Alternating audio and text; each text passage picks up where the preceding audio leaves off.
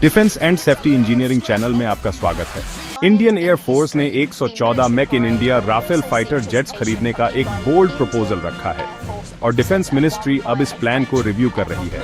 अगर यह अप्रूव हो जाता है तो यह आत्मनिर्भर भारत मिशन के तहत इंडिया के सबसे बड़े डिफेंस मैन्युफैक्चरिंग इनिशिएटिव्स में से एक बन जाएगा। आइए देखते हैं कि आज चीजें कहां तक पहुंची हैं।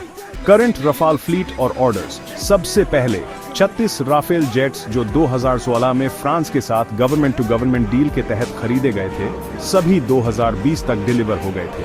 अगला 26 Rafale Marine jets Indian Navy के एयरक्राफ्ट कैरियर्स के लिए ऑन ऑर्डर किए गए थे, जिनकी डिलीवरी 2028 और 2031 के बीच होने की उम्मीद है। इससे इंडिया के कंफर्म्ड राफेल ऑर्डर्स अब तक 65 एयरक्राफ्ट हो गए हैं। अब proposed 114 jet make in India deal IAF का प्रपोजल डोमेस्टिक मैन्युफैक्चरिंग पर जोर देता है, जिसमें इंडिजिनस कंटेंट 70% से ज्यादा होने की उम्मीद है। यह इनिशिएटिव सिर्फ नंबर्स बढ़ाने के बारे में नहीं है, यह लॉन्ग टर्म सेल्फ रिलायंस बनाने और इंडिया के डिफेंस इंडस्ट्रियल बेस को एक्सपैंड करने के बारे में है। इतना बड़ा ऑन ऑर्डर क्यों? सबसे पहले आईएएफ में स्क्वाड्रन गैप को कम करने और 2 एक्टिव फ्रंट्स पर ऑपरेशनल प्रिपेयर्डनेस सुनिश्चित करने के लिए।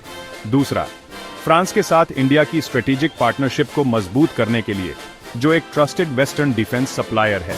और तीसरा, इंडिया के मॉडर्नाइजेशन पुश को तेज करने के लिए, डिफेंस मैन्युफैक्चरिंग के लिए ग्लोबल हब बनने के लक्ष्य के साथ। अगर यह historic 114 jet on order clear हो जाता है तो यह आईएएफ की कॉम्बैट कैपेबिलिटीज को बदल देगा और इंडिया की डिफेंस इंडस्ट्रियल जर्नी में एक टर्निंग पॉइंट साबित होगा।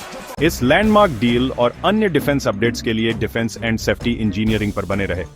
लाइक, शेयर और सब्सक्राइब करना न भूलें।